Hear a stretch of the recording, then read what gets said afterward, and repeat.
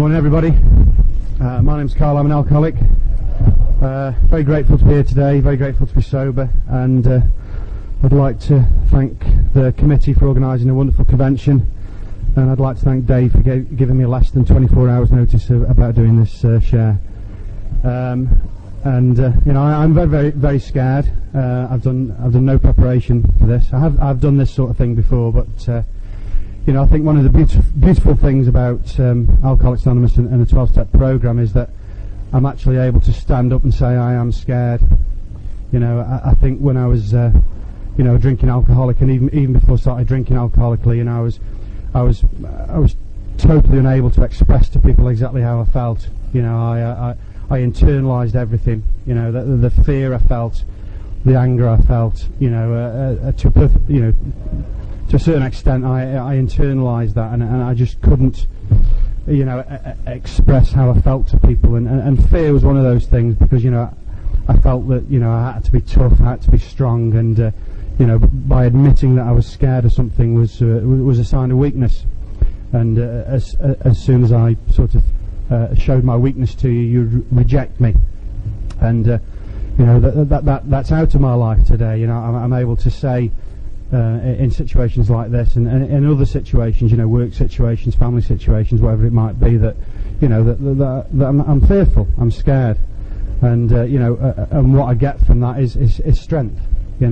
By accepting who I am, I don't have that fear so much these days of you rejecting me. If you reject me, so be it.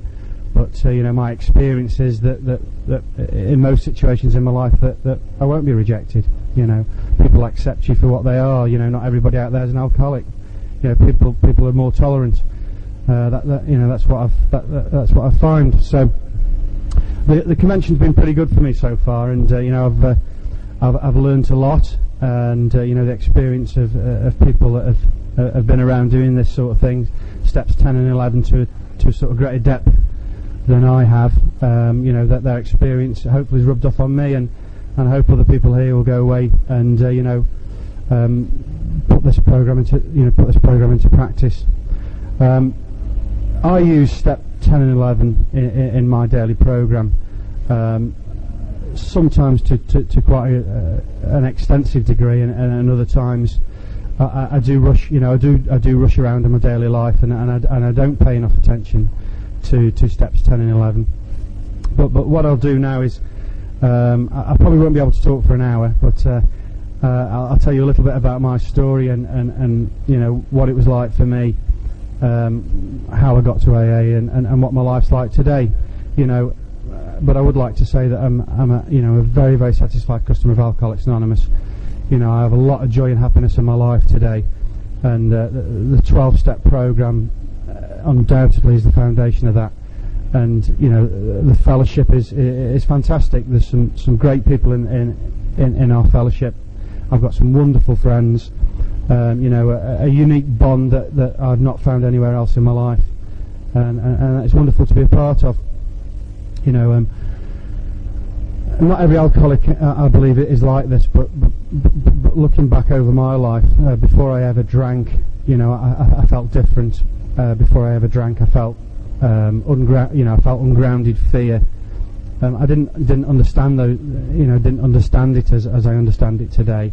But I felt grandiose before I ever drank. I had, I suppose I had this sort of spiritual maladjustment to life long before alcohol was ever in my life. Although my parents were probably both alcoholic. Father died of things related to this illness, and my mother is in recovery today. But my older brother is completely normal. He's not an alcoholic. He's comfortable in his own skin. He's well adjusted. He's just a normal guy and a lovely guy. And I was completely the opposite. I was driven by that fear. I was far more selfish, and these sort of things. So I kind of started drinking really, not at a particularly early age. I started drinking about the age of 16 with my friends, experimenting with it down the rugby club, binging at weekends, but nothing out of the extraordinary really. my friends were doing exactly the same sort of thing, and it was good fun. I really sort of enjoyed getting drunk in those early days. It gave me confidence. It took away that fear. Not that I necessarily was an introverted person. I was very sort of extrovert in social situations. I love to be the centre of attention, and I love to make people laugh. And when I discovered alcohol, it made me those things 10 times over, which was great. But I soon started to experiment with other drugs, soft drugs, and always justifying what I was doing. I'm different, I'm special. Drink will never, take control of me. Drugs will never take control of me. Always with that in mind, because I'm different, I'm special, and that's what I honestly believed. And I wasn't a stupid guy. I was reasonably intelligent. I got through school with a minimum amount of effort and came out with qualifications. I went to college and I was thrown out for taking drugs. But it was always at the back of my mind that I was in control of this thing. But I think it was at that point when I got thrown out of college that I started to drink on a daily basis. I got a job straight away, and as soon as I had money in my pocket, I drank on a daily basis. And it might have only been 3 or 4 pints of strong ale of a night, but I kind of thought straight away that drinking on a daily basis isn't too smart, but I'll do something about it tomorrow. And that went on for 15 years. Tomorrow I would not drink. This isn't quite right. This isn't quite smart. I'll do something about it tomorrow. That insanity was already starting to take over my life. But even in those early days of drinking, I had a certain amount of power of control over it. I had a certain amount of power of choice. There were situations where I knew I couldn't start drinking, because if I started drinking at lunchtime, I'd have to drink all day. I recognised that. I recognised that possibly I was physically different. I didn't understand it as the physical allergy to alcohol until I came to Alcoholics Anonymous. But I knew if I wanted to get stuff done in the day, that I couldn't drink in the day. Because if I started drinking, I would end up drinking all day. So I had a certain amount of power of choice in those days. So I like what it says in the big book, that it says, many of us when we were young enough probably could have stopped. And I suppose if I could have foreseen how my life was going to end up, I may have been able to stop in those early days. But I didn't have enough reason to. I didn't have enough desire to. Alcohol was working for me. It was hitting the mark. It was enabling me. It was good stuff. But alcoholism is a progressive illness. I can see that today. The frequency I drank increased. The quantities I took increased. The trouble I got into all increased. It got worse and worse and worse. There were periods in my drinking career where I seemingly got some sort of control over it, but that inevitably was followed by a worse binge, more trouble, more isolation, more drinking, basically, and that's how it was for me. And it's absolutely horrendous. The physical and mental suffering that I used to go through when I drank was just horrendous. The monotony of it was just wearing me down. I was very ambitious. At work, I got promotion. I studied and got qualifications. I was at the gym 3 times a week. I was rugby training twice a week. I was the fittest guy at the rugby club. Doing all these incredible things, but still drinking on a daily basis. Still binging at weekends. My life, essentially going down the plug hole. When you're in it, you just can't see it. I had incredible willpower in certain areas of my life, for going to the gym, for the rugby training, for studying, for going to work, getting promoted. They didn't promote me purely on my ambition. I was promoted on what I could do at work, and I'm grateful for those things today. When it came to alcohol, I had absolutely no control whatsoever. There's a possibility that there was an invisible line that I crossed at some point. I really don't know, but alcohol was my master. And I don't know when that was. It may have been when I first started drinking. I really don't know, and it doesn't really matter to me today. There was a certain point in my life when when the drink took over. I don't need to know the reasons why that is, and there aren't any reasons from what I understand from the big book of Alcoholics Anonymous. I do not need a reason to drink. I may have programmed myself over that period of time. I really don't know. It doesn't matter. What I understand today is that I have a mental compulsion which is beyond my control. A mental compulsion which I tried for years and years to control. I think early on in my drinking, I recognised it was a problem for me. I recognised that I was different to other people. I was different from my friends down the rugby club who were heavy drinkers. They could drink 15 pints after a match and get into trouble. They could get arrested by the police. They could get earache from the girlfriend. But they were heavy drinkers. They weren't alcoholic drinkers like me. I recognised that I was different from them. I was a stage or a step ahead of them in drinking. They had control over their drinking, which I didn't. But that sort of abnormality, which I recognised, soon became normal to me. I knew when I went out I'd get drunk. I didn't like that fact, and I always tried to exert my power over that, but I always failed. That physical allergy and mental obsession combined left me, completely powerless. I had no control over it. I had no choice over it. Of course, I knew nothing of this until I came to AA. Took the guidance of a sponsor and worked the 12 steps. I knew none of this. This has come about from the work I've done in Alcoholics Anonymous. Work on myself and working with others. And it's a pretty cool way of life. I'm very, very happy today. My life isn't perfect, and that's usually when I screw up.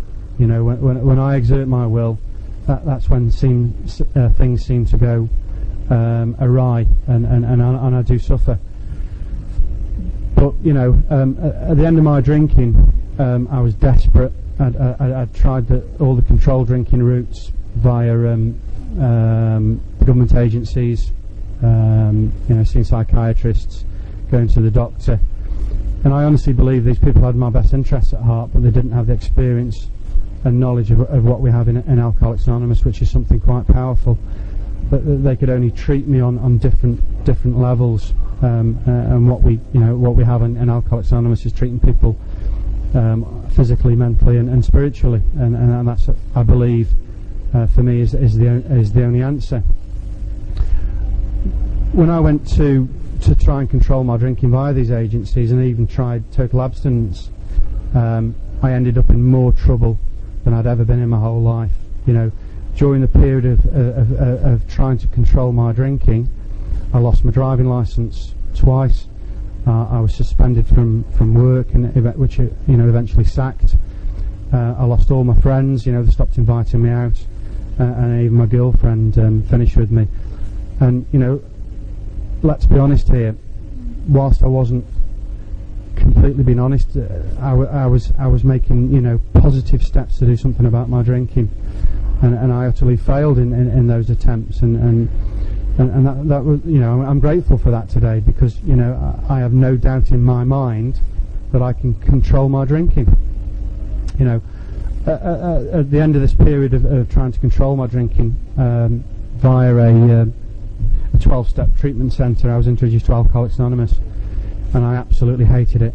I can remember going to my first meeting in South Manchester and looking around the room and truly believing that this was quite possibly the worst thing that ever happened to me in my life. People were talking about God, people were talking about the drinking stories, and I just wasn't interested. I was in the treatment centre to keep me out of prison for my third drink driving offence, as far as I was concerned. And I really had a bad attitude. And I went to one of the most expensive treatment centres in the country, and I actually drank in there. And the insanity of it for me was the thought that I was actually choosing to drink. The insanity of it was that I was smart and that I was actually choosing to drink, and that is the insanity of alcoholism. And I came out of the treatment centre and in a worse state than I walked in, actually. Physically I may have been slightly better because I'd managed a few days off the drink, but mentally I was worse off. I'd looked at the steps and had a go at them and did them completely dishonestly. There was no way I was revealing myself to anybody. There was no way I was going to be honest about the things that I'd been up to. I had a completely closed mind, and I was willing to put absolutely no action in. I'd go to meetings and I'd turn up as late as possible and leave as early as I could. I wasn't prepared to do any I wasn't prepared to make the tea because I was too important for that. Washing up was for you plebs out there, and that's really how I was at that. After 4 weeks in a very, very expensive treatment centre. But I'm honestly very, very grateful to that treatment centre today, because it did introduce me to Alcoholics Anonymous, and it did introduce me to the Big Book and the 12-step program. They didn't use the Big Book in the treatment centre. They used a book by Terence Gorski, which is a guide to the 12 steps, and that was kind of helpful. But what I've found in AA is the Big Book, and I passionately believe in what the book has done for me and what the book has done for other people that I've sponsored. For the next 5 months, I came down to London from Manchester, and I went to lots of meetings in the Dartford area. Just going to meetings, sitting there, not knowing what I was doing there really. I didn't know. I didn't want to drink. I knew that drink was destroying my life, but I didn't know what I was doing in AA. I'm not saying that I was ready for the message then, but I didn't hear a clear-cut message. What I got from the treatment centre is that you need a sponsor, and you need to work the 12 steps, and you need a home group, and you need you need to get honest. And I'd like to thank that treatment centre for all that. From my very, very early days, that was imprinted on my mind, that it was the 12 steps via a sponsor, honestly putting the work in that was going to give me, not cure me for my condition, but give me relief from my condition, and maybe enable me to stop drinking. But I must say that I was confused when I went to the meetings. I didn't hear a great deal of people talking about sponsorship. I didn't hear a great deal of people talking about the 12 steps and recovery. What I heard was a lot of stories about drinking, and it was quite that confused me further. What am I doing here, listening to people talking about the drinking? I didn't hear a message of how people were getting better. I got that from the treatment centre, I believe, but I didn't hear a great deal of messages in the meetings, really.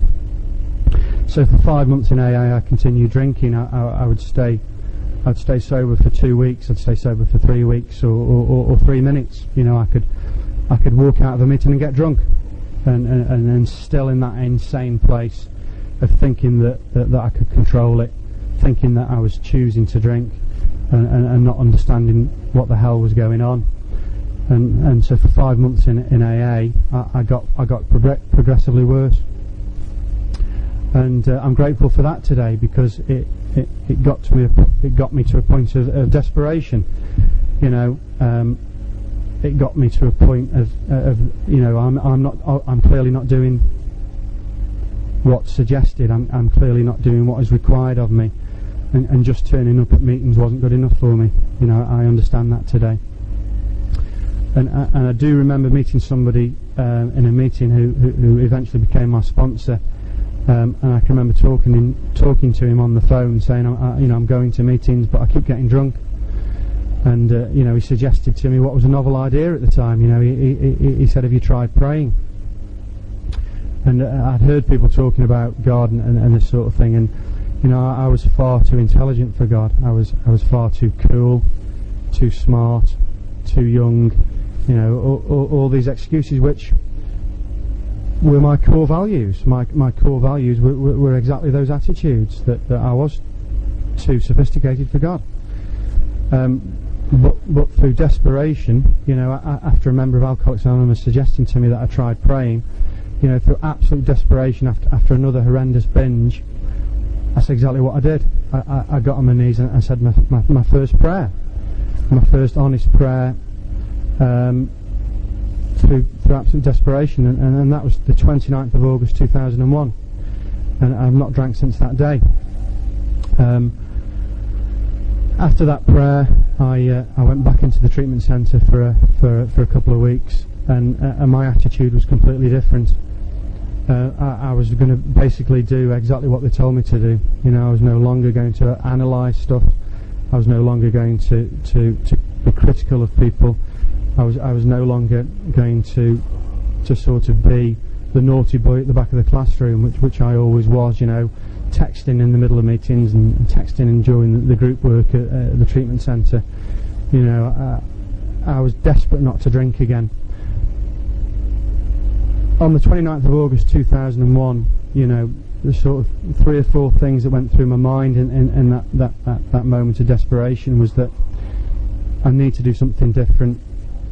I need to be completely and rigorously honest with people. I need to pray, and I don't want to drink, but I know I will.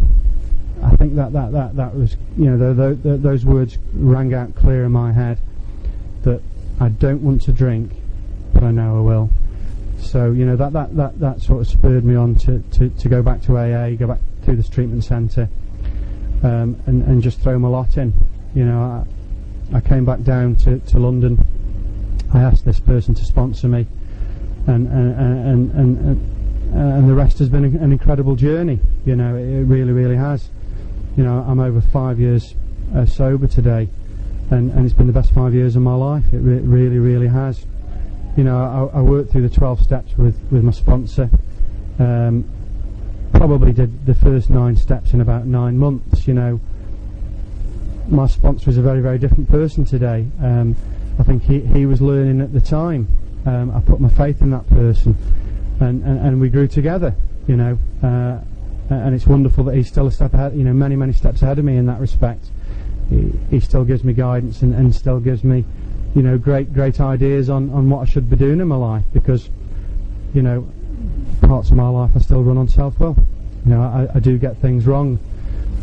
But it's okay to be wrong. I can hold my hand up today. I can be honest today.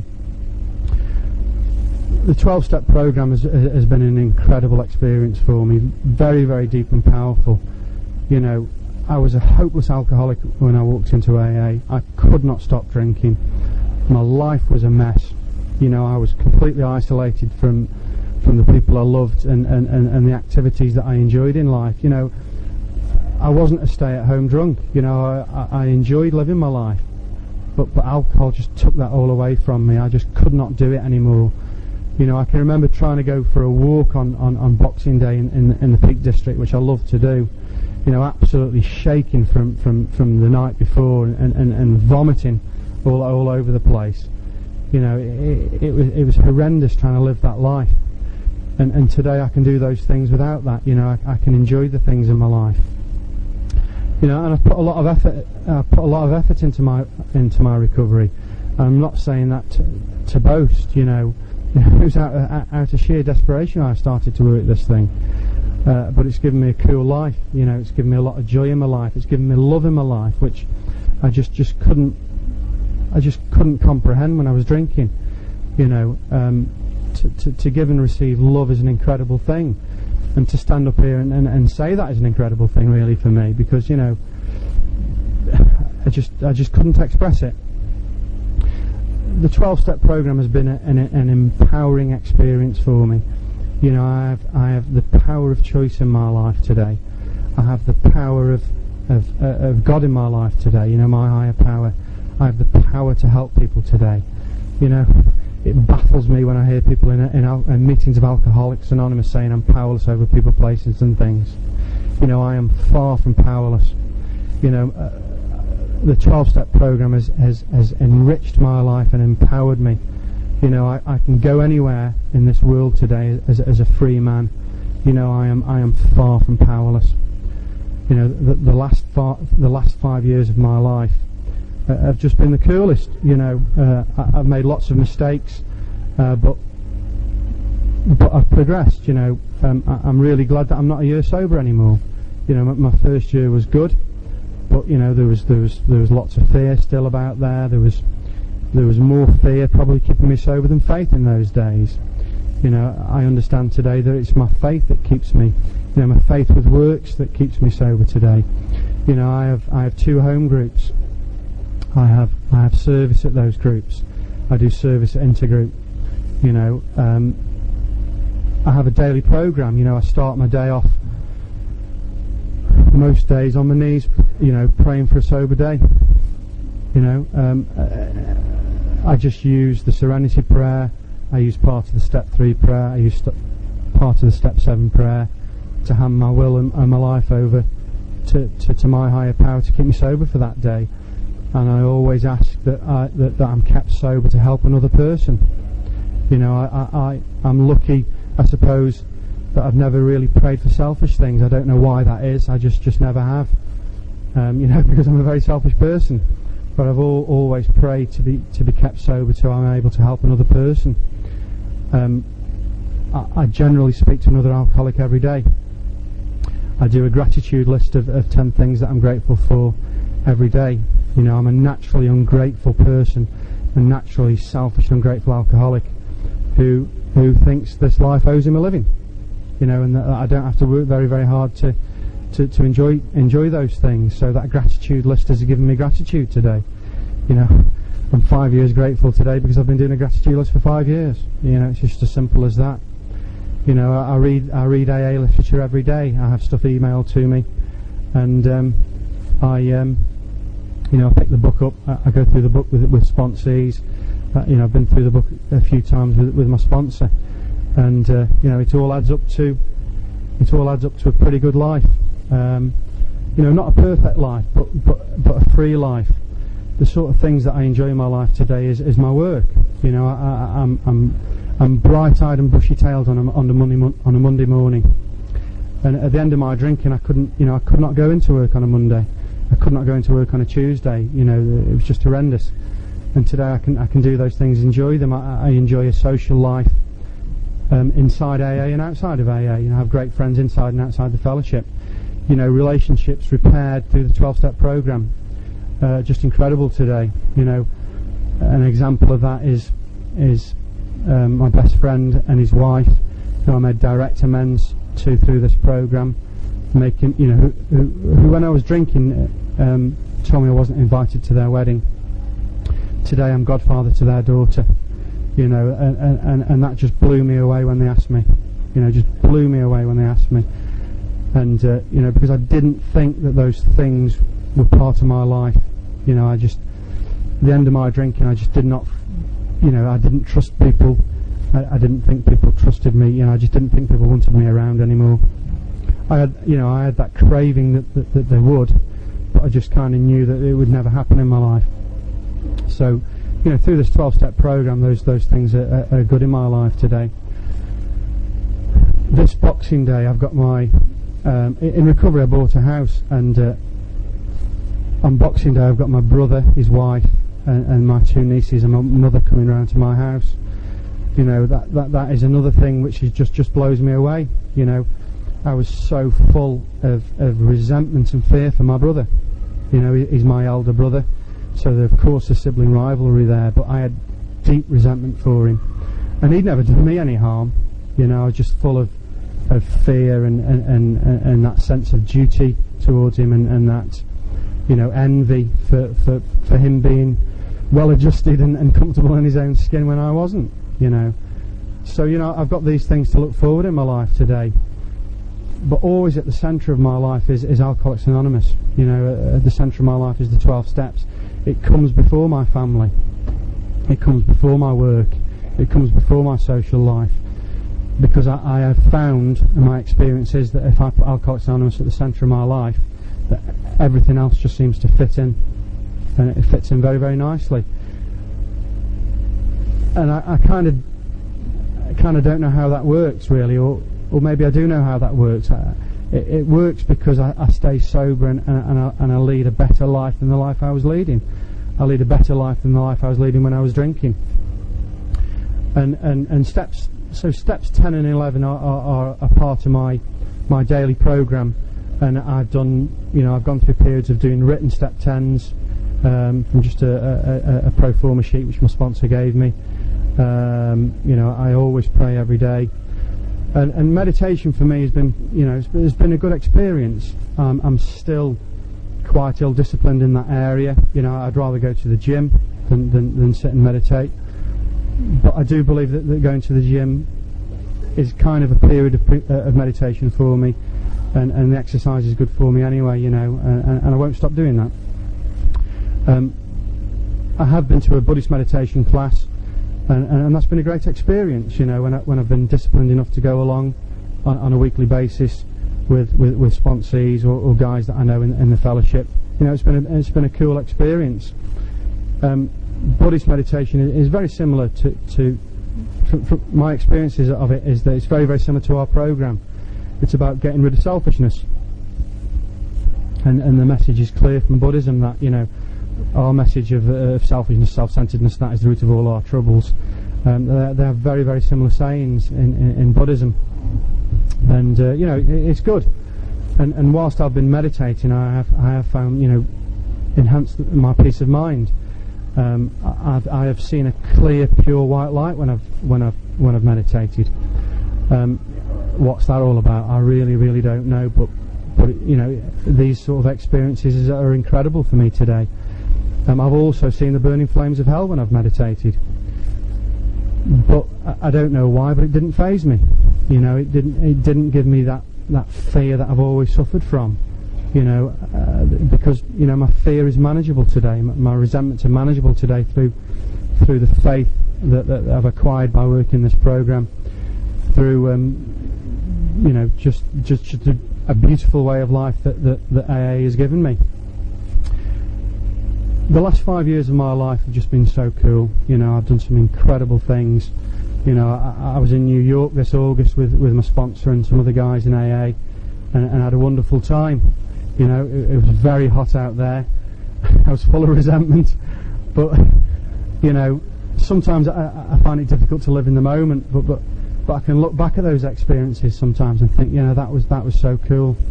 You know, what an honour to be able to do those things.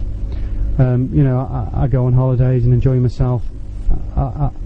You know, I pack a lot of stuff into my life today, and it's all thanks to this fellowship. You know, I am so grateful for what AA has done for me.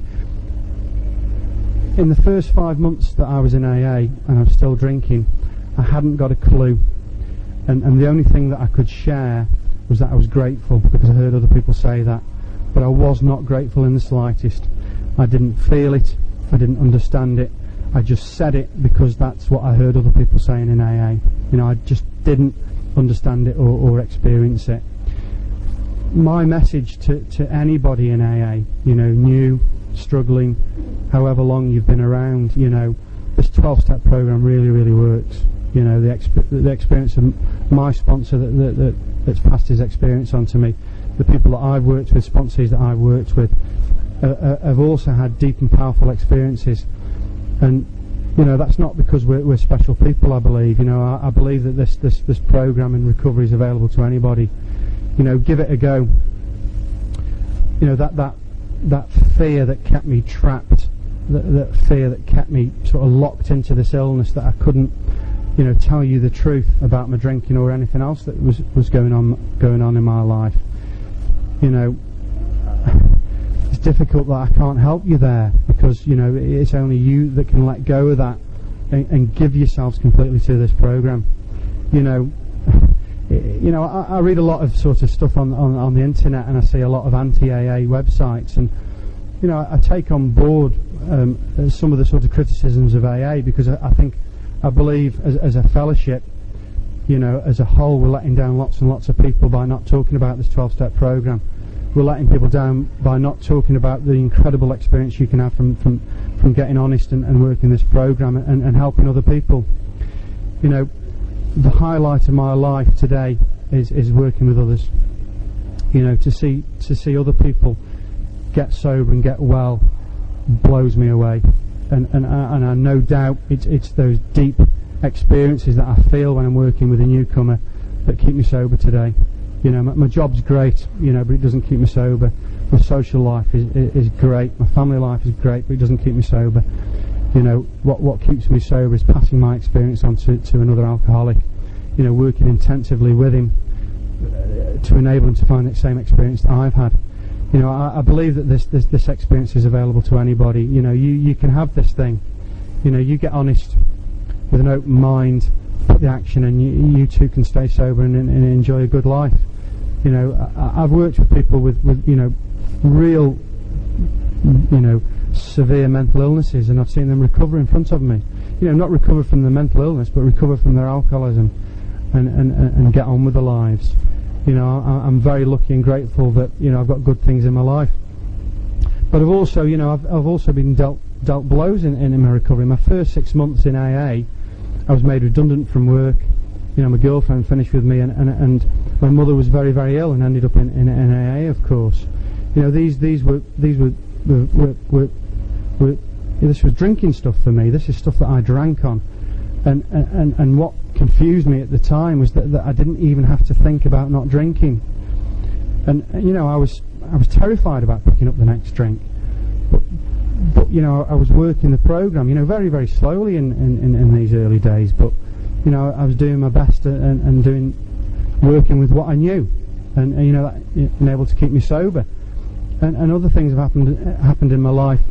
Buying my house gave me a lot of fear, but I got through with it because of working this program. I believe. I had to retire from rugby because of a serious hip complaint. I've got to have a hip replacement, and I felt incredibly low when I found out about that. And the thought of a drink did cross my mind, but the compulsion, that compulsion to drink was kept at bay, I believe, because of the work I put in on a daily basis. It's just as simple as that. I accept that I'll never play rugby again, which is, it's very sad because, in recovery, I played rugby for the first time in my life with a clear mind. I wasn't as fit as I was, but I played better rugby because I wasn't wading through treacle anymore. So I have a lot of joy and happiness in my life today. I still make mistakes. I still need to sit down and do some inventory and make some amends. I know I need to do that, and I'm looking forward to doing that with my sponsor. And I'm looking forward to continue to carry this message to anybody out there. The newcomer, the suffering alcoholic, whoever it may be. I don't know how long I've been talking for, but I think I've just about come to an end. I'd like to thank everybody for listening to me.